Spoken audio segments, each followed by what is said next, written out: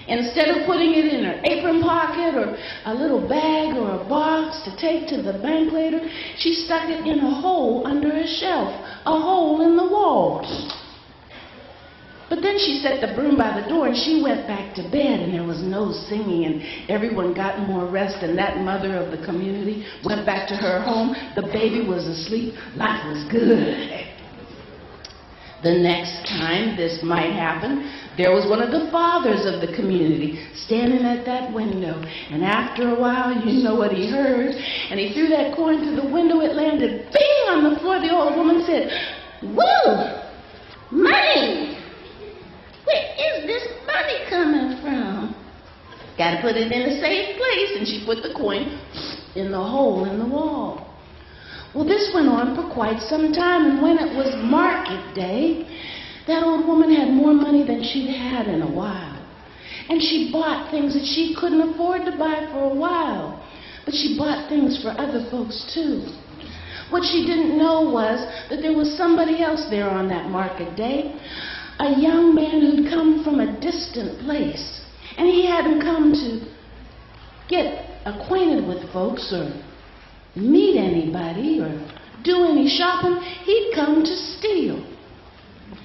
But when he heard that old woman so excited to spend her money because she was all alone in the world, so excited to give things to other folks because nobody lived with her, he knew where he was going to go. I'll wait until she's asleep.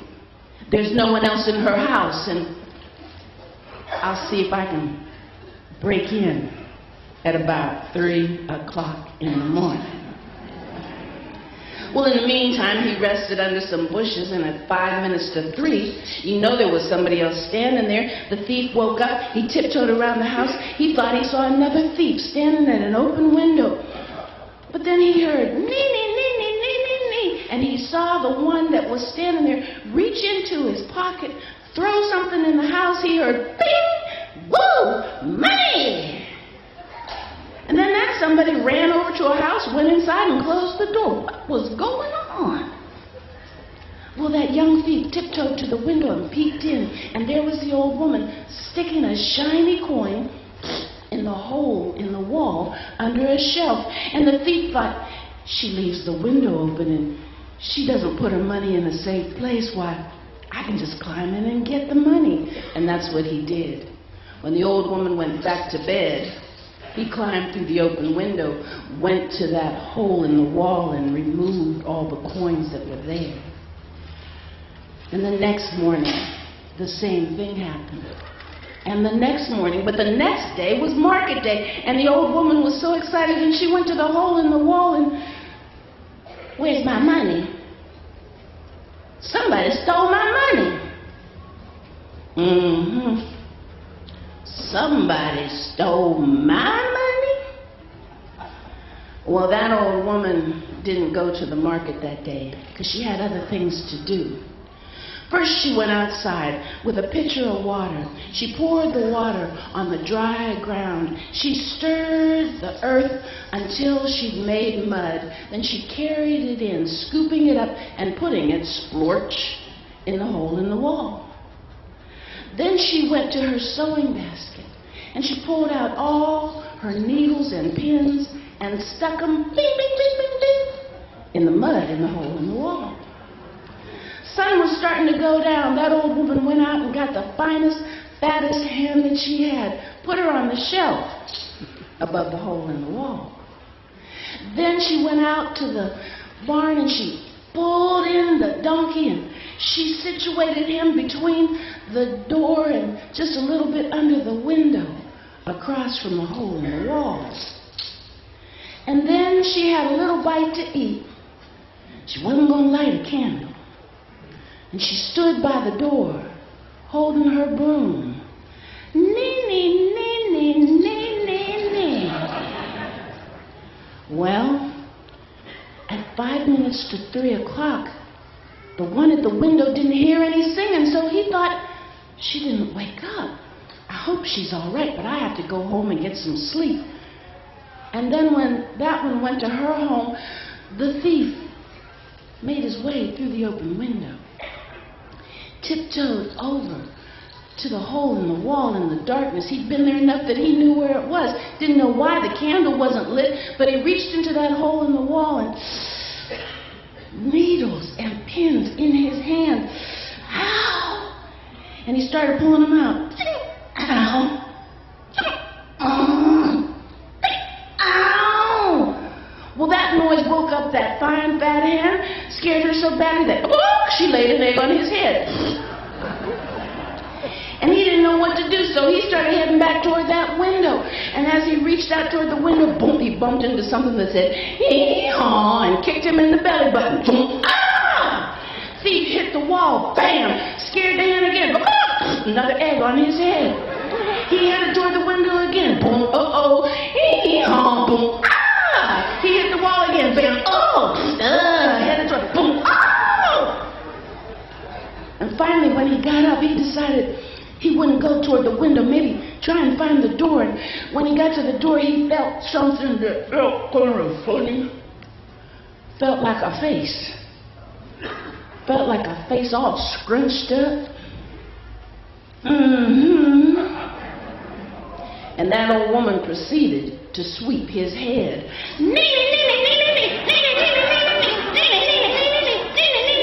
There wasn't anything he could do but say ow as his head went wop, wop, wop, wop, wop, wop, wop. And then that old woman opened that door. And she said, I don't know who you are, but if you had any sense, you wouldn't be doing this. Get out of my house. And the young thief said, yes, ma'am. And he ran away from that house and away from that community because he figured if an old woman could do something like that to him, what might other folks do? He ran from that village and thought about what had happened, and he became an apprentice. And he got himself a job. And he was never a thief anymore. And that old woman, well, she had put the broom by the door. She pulled the donkey back into the barn and fed him really well. Thank you, honey pot. She took the hen off the shelf and took her back to the hen house. Thank you, sweetie pie. She went and pulled all the pins and needles out of that mud, and she washed them all off. You don't waste a thing. She put them back into the sewing basket, and she went back to bed. But the next morning, she was awake at 3 o'clock in the morning. And when she started to sweep and make that sound, you remember what it was?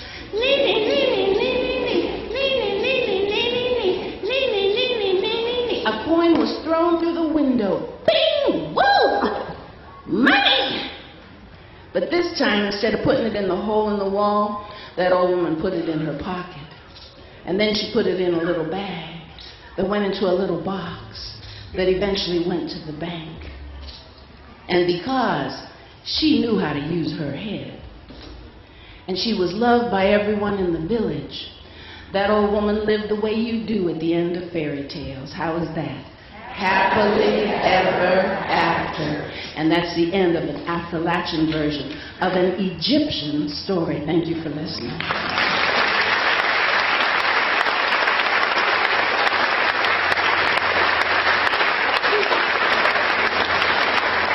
You should never underestimate the abilities of an elder. I'm 66 years old today.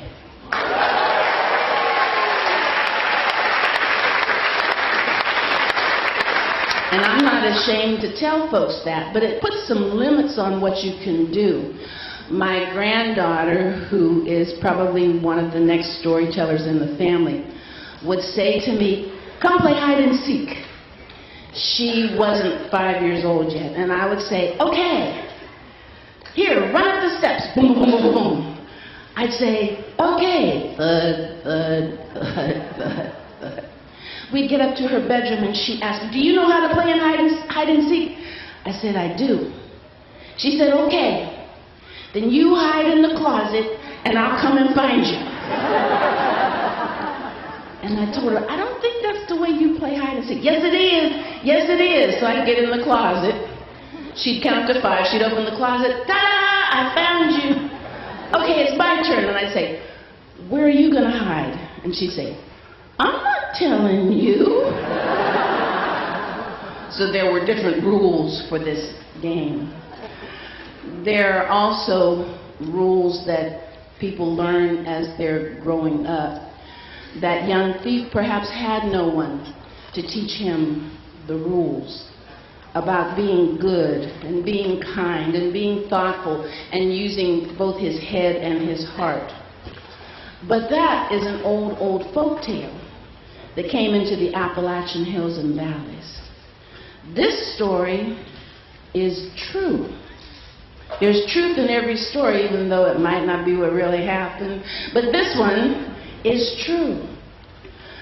About 3 years ago, a grandmother was standing in front of her son's jewelry store.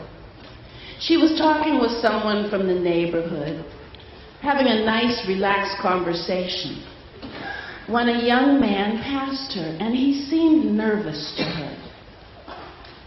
And she noticed that he had a knife. He walked into the jewelry store, and he threatened the one that was behind the counter. And it happened so quickly that no one had called any kind of officials to come and help. And that grandmother didn't go in a different direction. She didn't try to walk away with the one with whom she carried conversation. She turned around and walked right into the jewelry store. She walked up behind that thief who was holding a knife. She grabbed his arms and held on, and he could not move. No matter how hard he tried to fight, that grandmother held on. He couldn't run, he couldn't even take a step, because Grandma was holding on. She held on so tightly and so long that the one working behind the counter had time to find the taser and taser the young thief. Zzz, bam, he fell to the floor. Well, the police came.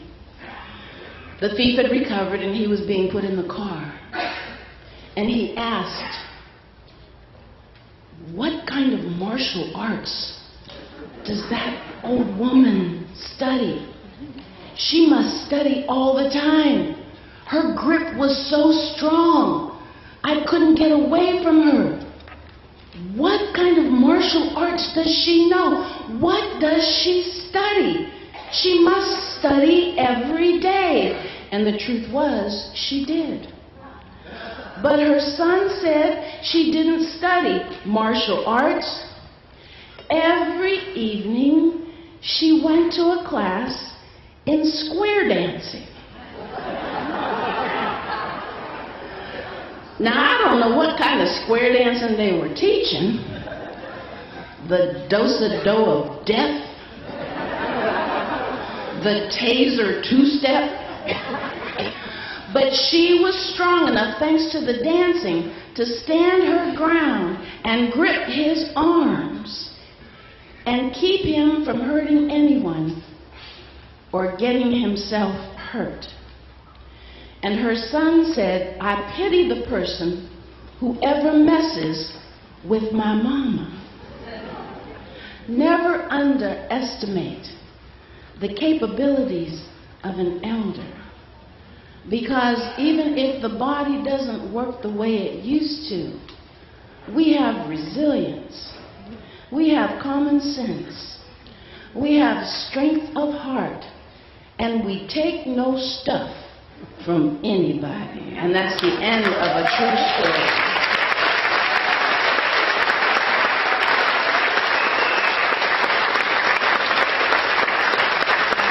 Thank you. If you are 66 years old, say whoa. Whoa. If you are between 66 and 70, say go. Go. If you are between 70 and 75, say oh. Oh. If you are older than 75, say no. No. I take no stuff. If you are younger than 66, say okay. Okay. If you are younger than 55, say, I get it. I get it. If you are younger than 44, say, I understand. If you are between 44 and birth, say, I plan to someday be an old person who takes no stuff. And I hope that comes true. Thank you so much.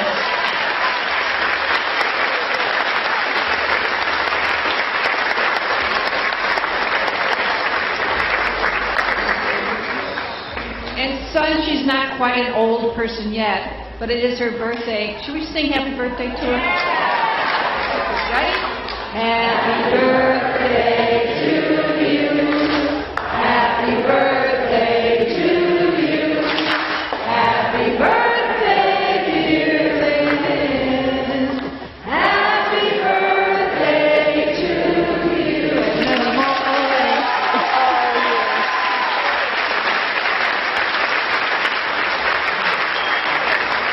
And listen, I have to tell you, if you have a chance to go to the marketplace, which I know you all are going to do before the weekend's out, because it's open to 8 o'clock each day, check out Lynn's books and other CDs and such.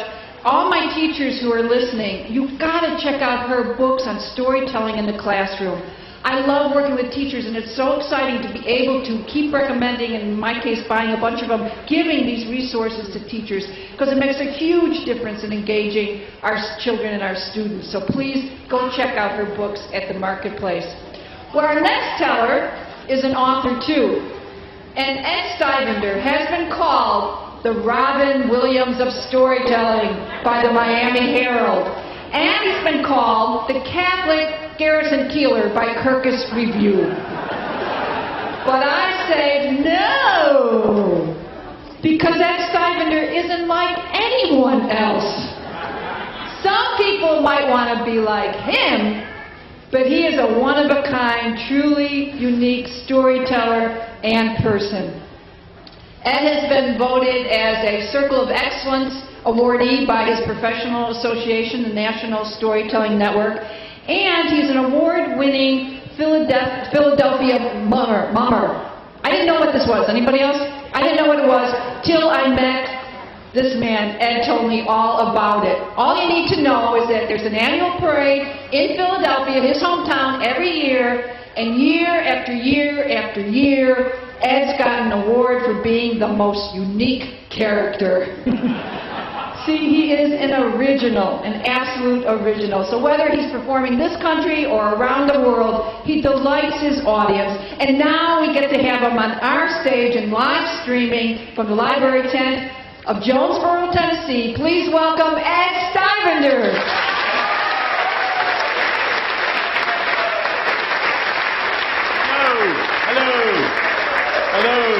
Hello. Library tent. Chicken walks in the library. Goes up to the librarian and goes, "Bonk."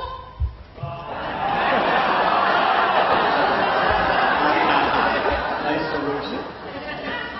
Librarian gives the chicken a book. Next day, the chicken is back. Chicken walks up to the librarian and says, "Bonk, bonk." 2 books. Next day, the chicken is back. "Bonk, bonk, bonk." 3 books. Librarian says to herself, "I'm going to follow this chicken, see what's going on." Next day, the chicken's back. "Bonk, bonk, bonk, bonk." 4 books. Librarian follows the chicken out the door, down a path into the woods. There's a pond. Next to the pond is a frog. The chicken puts down the 4 books, opens the first page of the first book. Read it.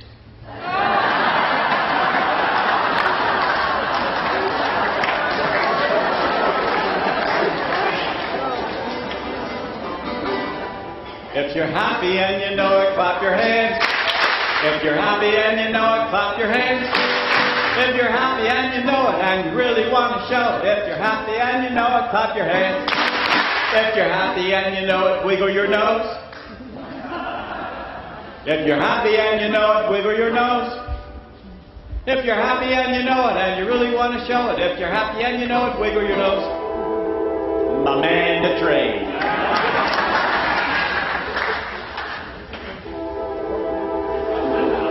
I'm doing okay. How are you? Good. Oh.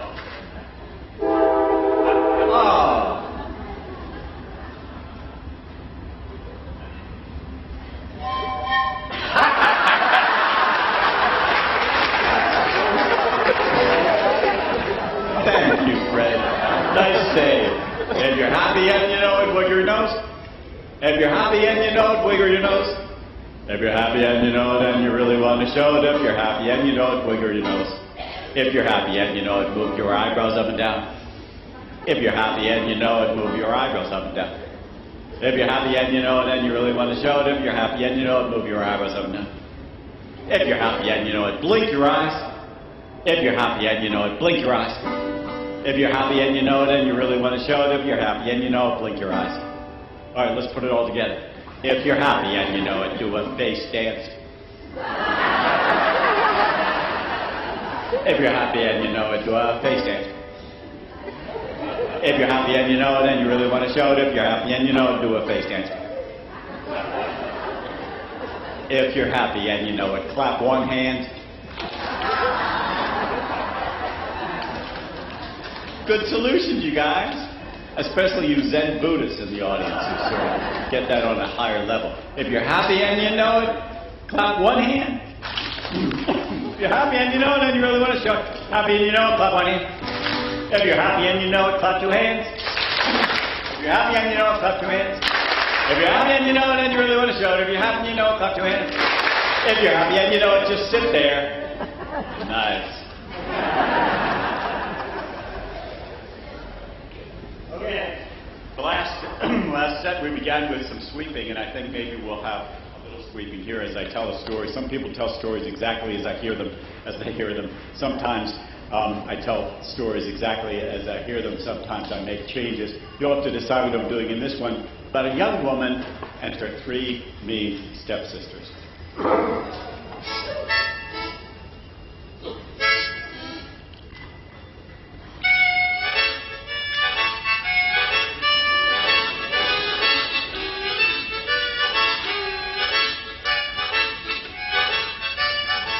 Well, my name is Cinderella, and I'm looking for a villain to take me to the ball tonight.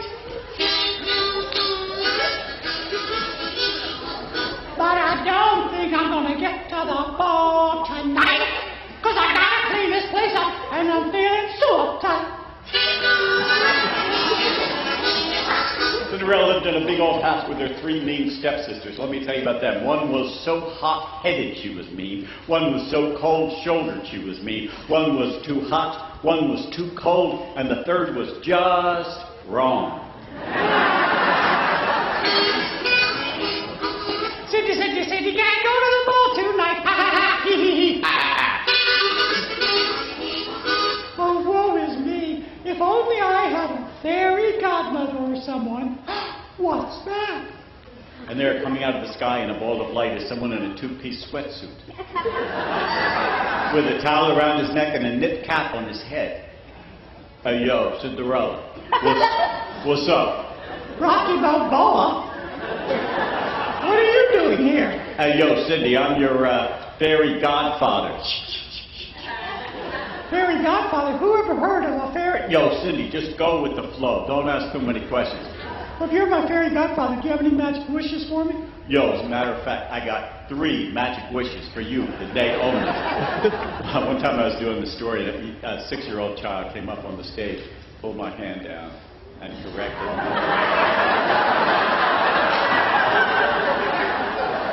3 magic wishes for you today only. What's your first wish?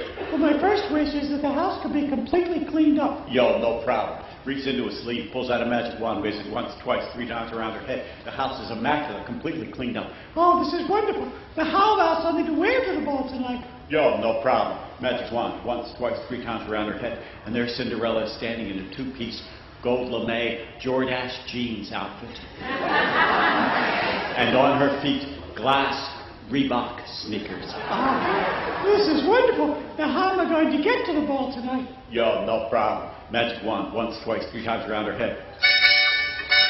A block-long Mercedes-Benz stretch limousine pulls up in front of the house. Cinderella runs down, gets in the limousine. Limousine takes off down the road as Rocky says, "Hey, yo, Cindy, you may want to be home by midnight. Just a suggestion." Limousine pulls up in front of the ballroom. Cinderella jumps out into the ballroom. She goes. Everyone turns and looks. They've never seen such a beautiful girl before. The prince, or the artist formerly known as Prince, comes down. God rest his soul. Artist formerly known as Prince came down from the throne, walks over to Cinderella. "May I have the stats?" Oh, I'd love to dance. What kind of dancing do you do? How about the Macarena? So Cinderella and the prince begin to do the Macarena, and you can join them if you know it.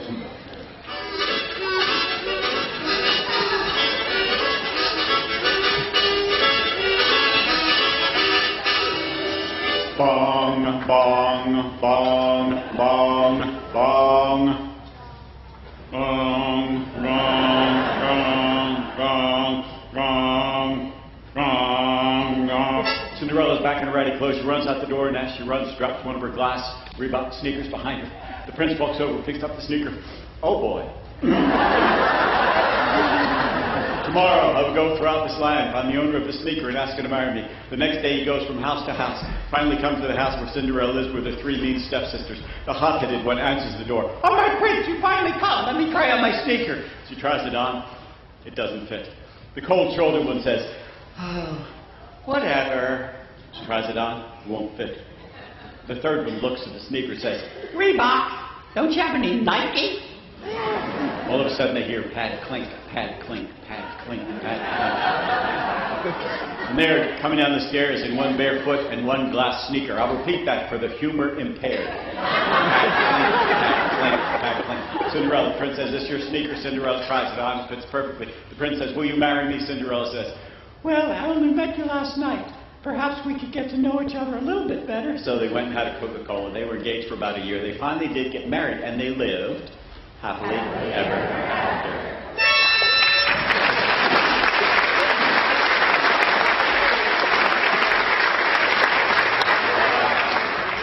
All right, okay. Now I'm going to tune up my banjo here and sort of cover the banjo tuning up with, some kind of clever witticism, such as, boy, here I am tuning up my banjo, trying to think of a clever witticism,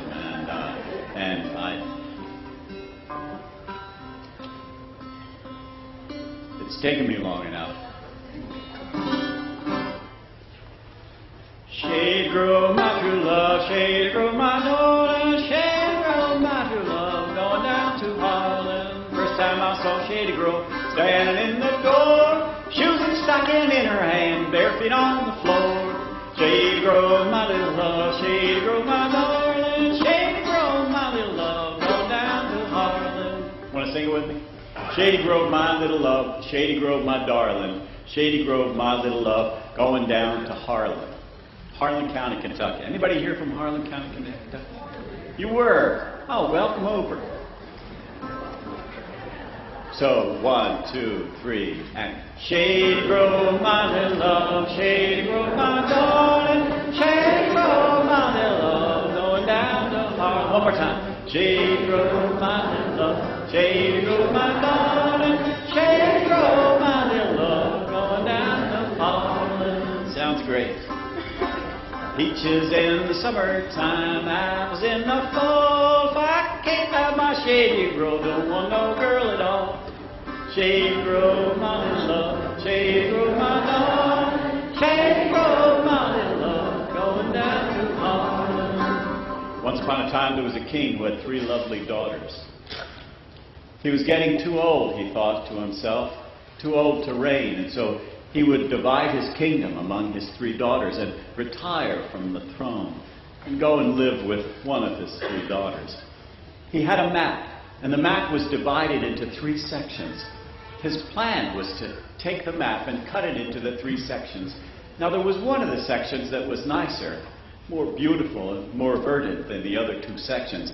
And his plan was to give that section of the land, that section of the map, to the daughter who answered a question the way that pleased him most. And so it was after dinner one night, he called his 3 daughters to the throne room, showed them the map on the throne room table, and said, daughters, it is time for me to retire from the throne, and I'd like to leave the kingdom in 3 parts to the 3 of you. You know this part here is the nicest parcel of land in the whole kingdom, and that parcel of land will go to the young woman who answers this question most to my liking. And the question is this: which one of you loves me the most? Cordelia, the youngest daughter, who indeed loved her father with all her heart, shrank back in herself because she knew that the lies her sisters were about to tell would be terrible lies. And so it was, the king turned to his oldest daughter, Goneril, and said, Goneril, you are my oldest daughter. How much do you love me? And Goneril said, Oh, Father, I love you more than all of the treasures in all of the treasure chests in this castle. Very well, daughter. Turn to his second daughter, Regan. Regan, how much do you love me? Oh, Father, I love you more than all the stars in the sky, all the sands in the ocean. Very well, daughter. And then he turned to Cordelia, his youngest, and the one which in fact he loved the best, and said to her, Cordelia, what do you have to say for yourself? Nothing, Father. Nothing? Nothing will come of nothing. Speak again. Why have my sisters husbands if they say they love you all? Well, then, you, being unmarried, must love me the most. Oh, Father, I love you according to my bond, no more, no less. I love you like bread loves salt. Like bread loves salt. Like bread loves salt. Like bread loves salt. What kind of treason is this?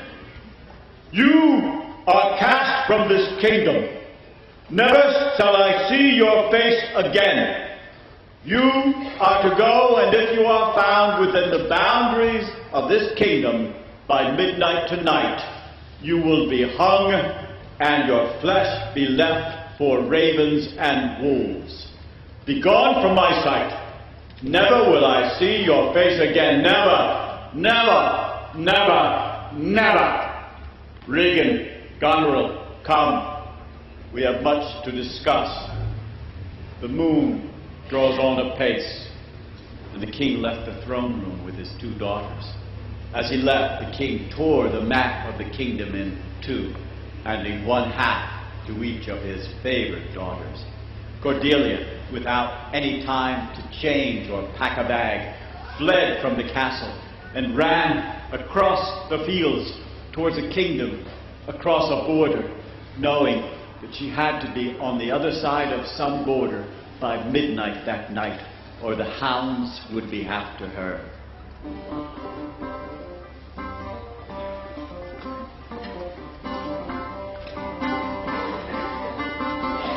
You better run, little Princess Cordelia.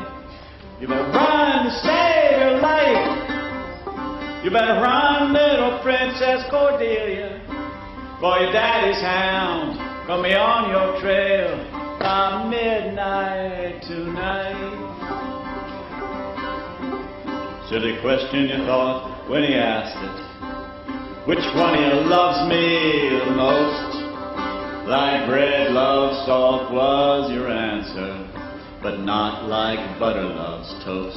No, no, not like butter loves toast. She headed west towards the setting moon, and as she went, she came to a swamp, knowing that if she went through the swamp, she could hide her scent from the dogs in the chase, the dogs that she heard even now, leaving the sheriff's kennels.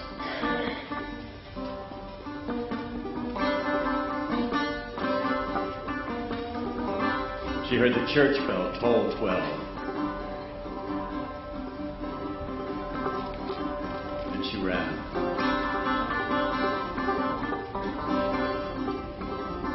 And she took rushes and reeds from that swamp and wove herself a cape and a cap.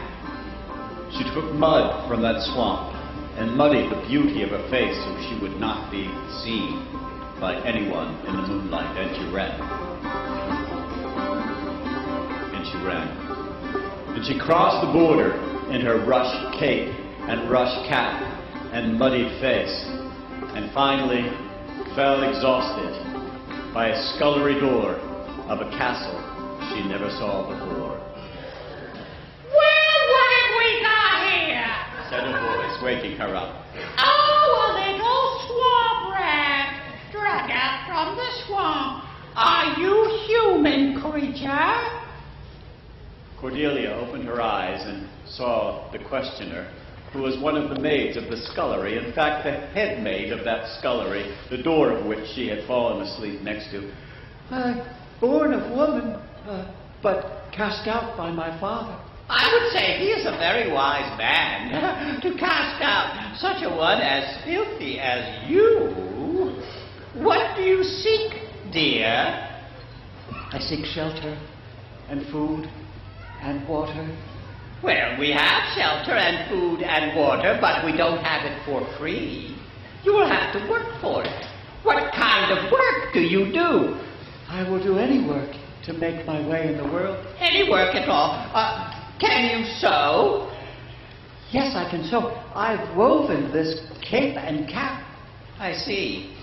Can you cook? Oh, yes, I know how to make a good, healthy chicken soup, and I know some recipes for bread. Someone cried from within the castle. And the scullery maid thought, I wonder what's going in that castle, going on. And then she wondered who lived in that castle. And she said, who lives in that castle?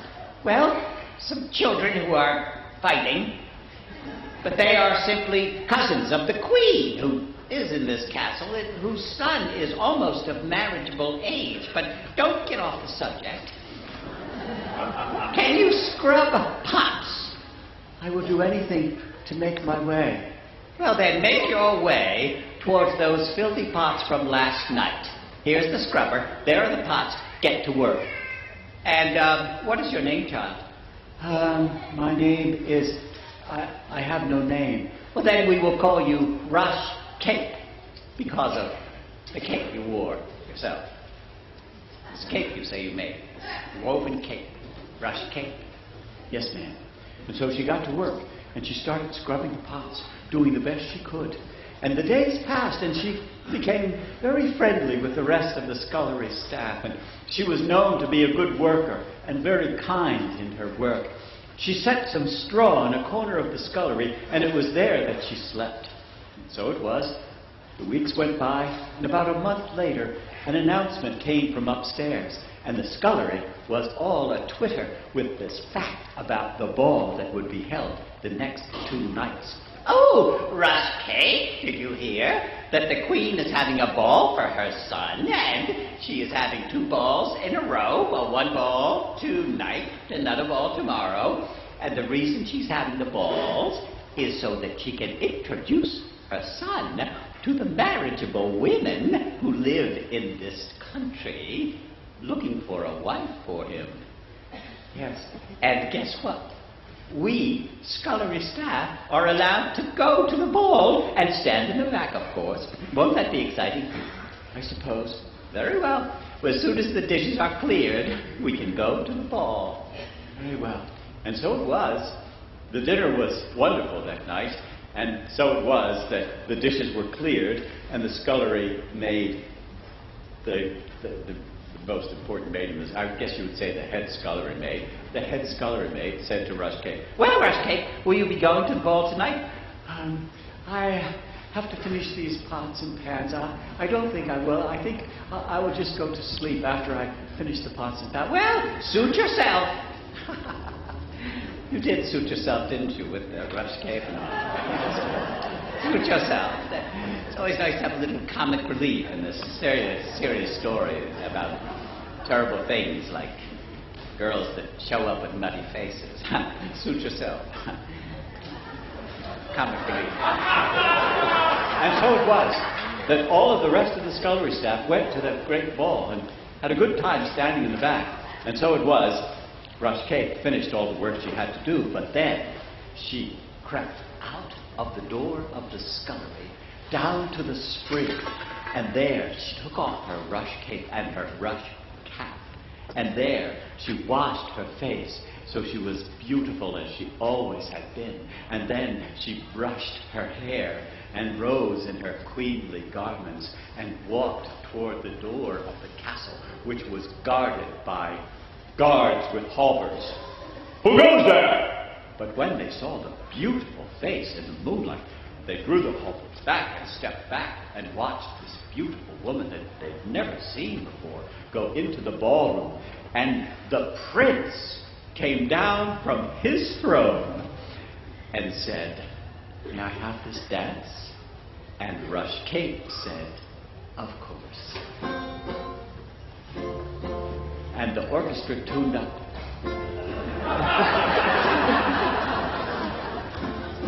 And they danced, and they danced, and they danced through the night.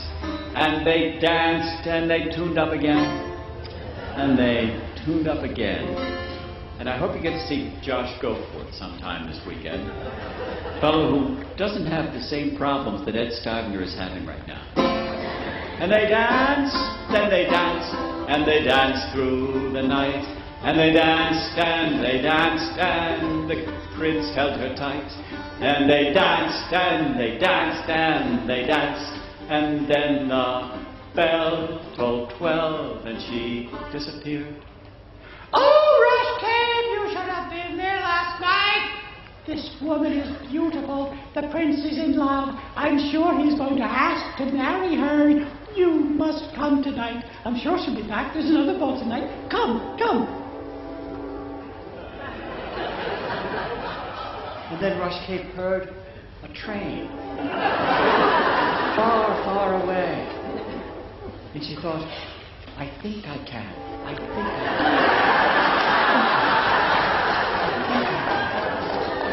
can. And she said to the head scullery woman, I think I can't.